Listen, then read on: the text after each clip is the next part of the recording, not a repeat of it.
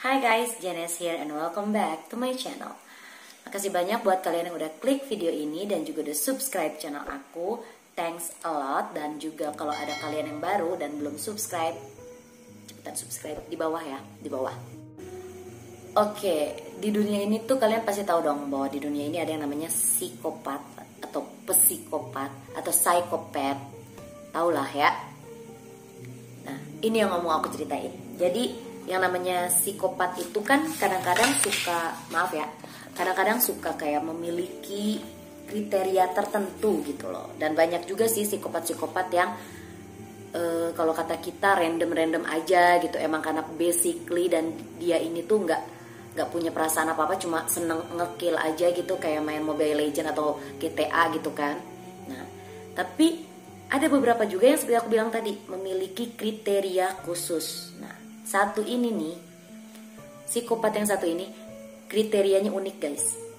Karena dia itu seneng yang namanya ngenargetin orang-orang yang melakukan tindak kriminal gitu loh. Jadi kalau misalnya dia kan disebut psikopat, dia ketemu psikopat lagi, dihabisin. Nah, siapa sih orang yang mau aku bilangin sekarang? Aku geser ke sini ya bentar. Oke, biar aku rada terang juga dekat lampu guys. Nah, nggak lampunya nih. Psikopat yang mau aku omongkan hari ini, yang akan kita bahas hari ini adalah Killer PT atau dengan nama aslinya itu Pedro Rodriguez Filho. Pedro Rodriguez Filho lahir di Minas Gerais Selatan, daerah pedalaman Brazil guys, pada tanggal 17 Juli 1954 guys. Pedro ini terlahir dari keluarga yang biasa aja guys, tapi sayangnya keluarganya ini bisa cukup dikatakan broken home. Karena sang ayah, yaitu Pedro juga namanya, bentar gak enak, dia ini sering melakukan tindak KDRT baik kepada istri maupun anaknya. Dan ada suatu ketika sang ayah dan ibu ini sedang bertengkar, ayahnya itu nendang perut istrinya, ibunya maksudnya, dimana pada saat itu tuh ibunya ini nih lagi mengandung si Pedro guys. Jadi lagi hamil gede, berantem sama suami, ditendang perutnya. Dan hal ini mengakibatkan Pedro lahir dengan tengkorak yang memar guys. Karena terlahir dengan tengkorak yang memar inilah banyak orang yang berspekulasi bahwa apa yang terjadi dengan Pedro, mengapa dia menjadi psikopat adalah karena memar yang dia alami atau cedera yang dia alami saat dia masih ada di kandungan guys. Tapi tidak bisa dibuktikan secara ilmiah ini.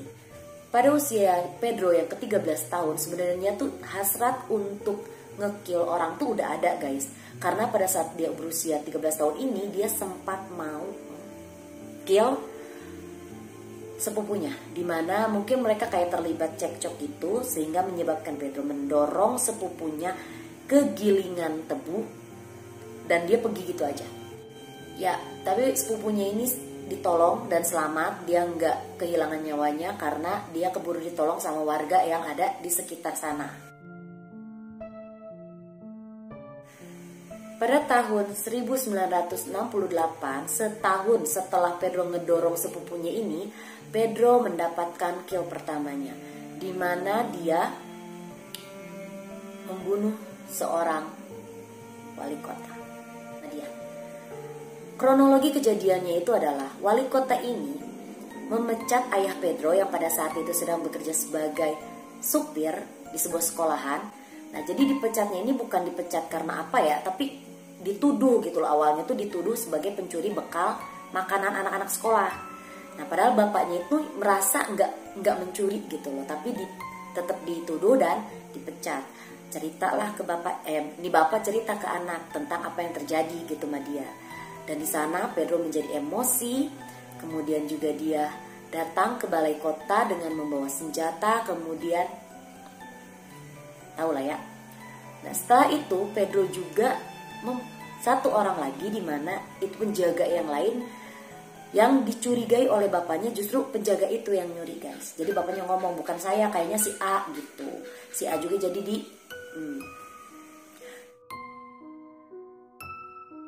Dan setelah kejadian itu Pedro melarikan diri ke San Paulo, dan di San Paulo lah Pedro menemukan pujaan hati gitu.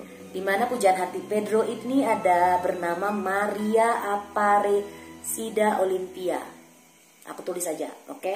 Nah, Maria ini adalah seorang janda dari seorang pengedar narkoboy di daerah San Paulo, guys.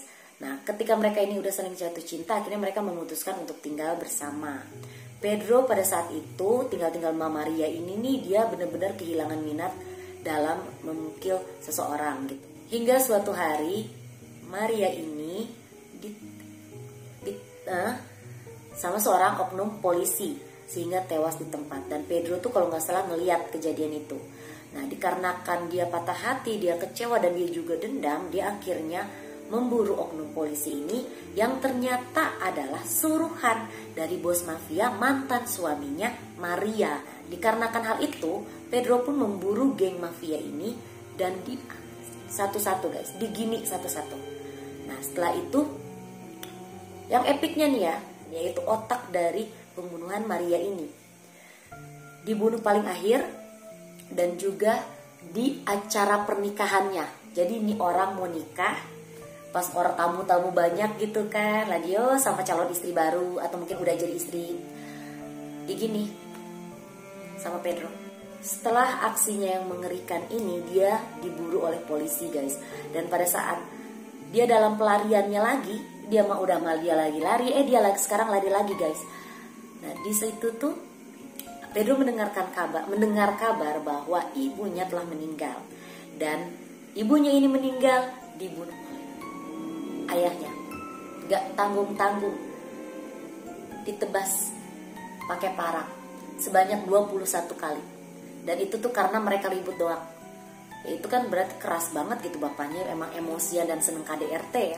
Terus guys, Pedro kan jadi sakit hati itu, dan dia ingin menuntut balas lagi. Dia baru aja kehilangan orang yang dia cintai, dan sekarang dia kehilangan ibunya.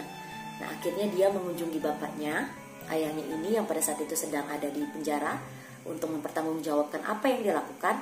Kemudian dengan dalih mengunjungi atau berkunjung ke bapaknya, dia meninggal. Bapaknya sebanyak 22. Ibunya dapat 21, bapaknya dapat 22. Dan aku lihat video tentang pada saat Pedro ini menceritakan pada saat dia membunuh gitu. Ada di YouTube, ntar aku cuplikin ya gambarnya tapi. Nah, setelah itu bukan hanya menusuk guys, tapi dia juga membelah sesuatu di sini, mengambil sesuatu di dalamnya, kemudian dikunyah-kunyah dan dilepehin ke jasad ayahnya. Karena dia ini kan ngebunuhnya juga di kantor polisi, otomatis geger dong satu penjara. Akhirnya dia kabur, tapi tetap ketangkep guys. Pada tanggal 24 Mei tahun 1973, Pedro ini ditangkap oleh kepolisian. Dan dia, gimana yang ngomongnya ya, jadi dia ditangkap kan, diborgol, dibawa masuk deh ke mobil polisi.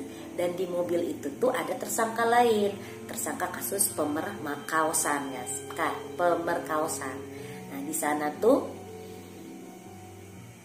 taulah dikit lagi. Nah, polisi pada saat membuka pintu dan melihat tersangka satunya lagi nih, sudah sementara Pedro berlumuran darah, berlumuran sirup merah, bingung polisi. Itu dua-dua lagi diborgol, gimana caranya si Pedro bisa ngebunuh gitu.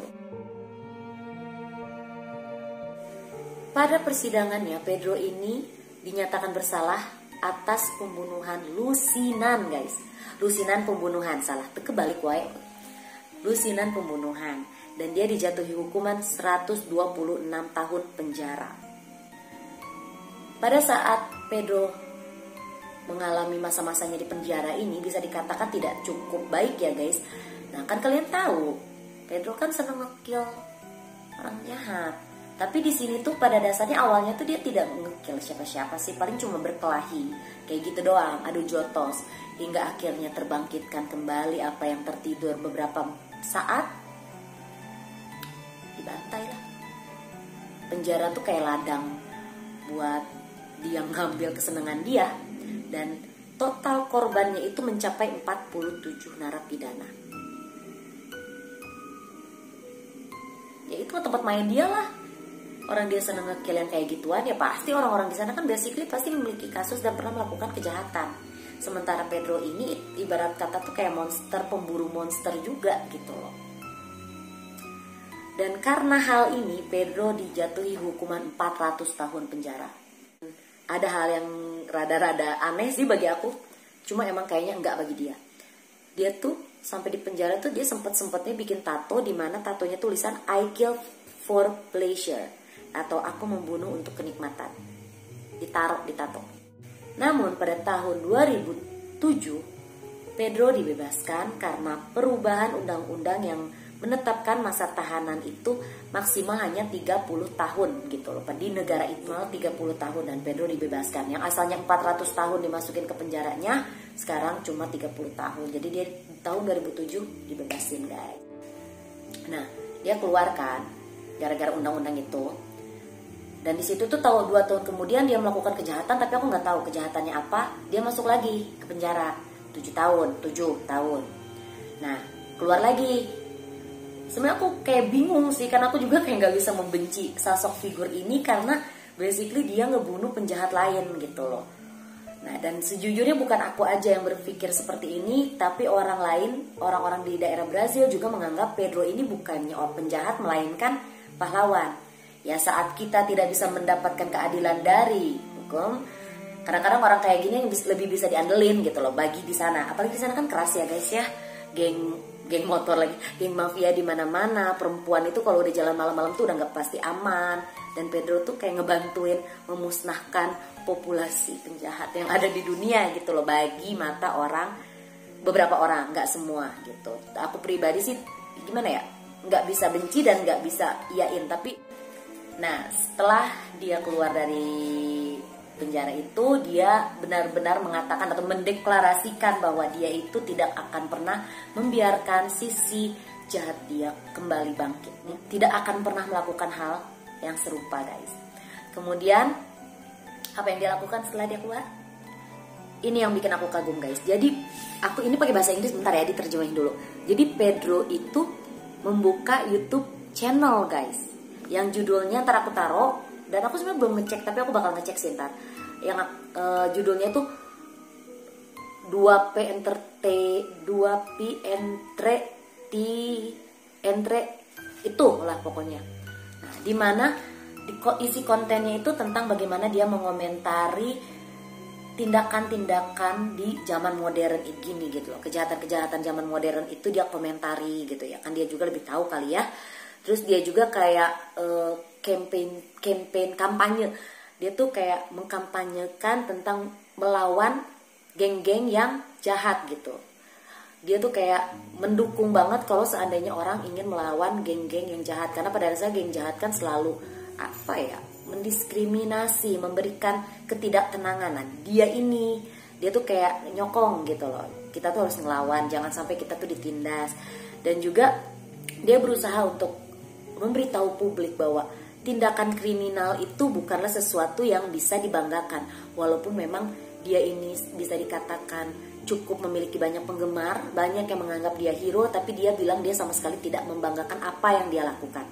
Dan itu juga kalau nggak salah ada di channel YouTube orang lain yang pakai bahasa Meksiko, tapi ada terjemahannya. Ntar aku taruh linknya lah kalau kalian mau lihat ya. Nah itu tadi guys kisahnya The Killer PT. Bahkan nih ya, Pedro ini salah satu inspirasi dari film Dexter Morgan. Kalian pernah lihat lah ya, yang kayak gitu. Jadi banyak banget film-film yang terinspirasi dari kisah Pedro. Kayak Punisher kalau nggak salah itu. Film itu juga terinspirasi dari Pedro, guys. Dan jujur, satu hal yang aku pengen ketawa, dan sebenarnya udah aku ketawain Mbak Fitri tadi. Jadi Pedro kan dihukum, orang tuh dihukum untuk menyesali tindakan kriminalnya, untuk mengisolasi dia agar dia tidak bisa melakukan tindakan kriminal, agar dia tidak bisa bersenang-senang kayak gitu kan. Ini Pedro yang basically seneng ngebunuhin penjahat, malah ditaruh ke penjara yang isinya penjahat semua. Lelucon bukan sih? Jadi kayak bukannya masukin dia ke penjara tuh buat kayak bener-bener literally masuk penjara gitu. Bagi dia itu tuh kayak playground gitu, taman hiburan gitu loh, food court gitu loh, yang penuh dengan makanan. Bahkan kata Fitri tadi kayak masukin ke kandang aja. Oke guys, mungkin segitu dulu video dari aku. Aku harap kalian suka video ini, dan juga kalian yang udah nonton sampai akhir, thanks a lot. Dan jangan lupa untuk like, comment, dan subscribe, serta share channel aku atau share video ini ke seluruh sosial media yang kalian punya guys. Dan juga kalian bisa mengunjungi channel sebelah aku, yang itu tentang tutorial rencananya, dan udah lama nggak diupload. Jadi ya bisa juga subscribe channel baru aku taruh pasti di sini apa di sini ya, di situlah pokoknya di mana. Nah, aku harap kalian mendapatkan info baru hari ini dan mempelajari sesuatu hari ini. Thanks guys untuk yang mau stay sampai akhir. See you guys in my next video. Bye bye.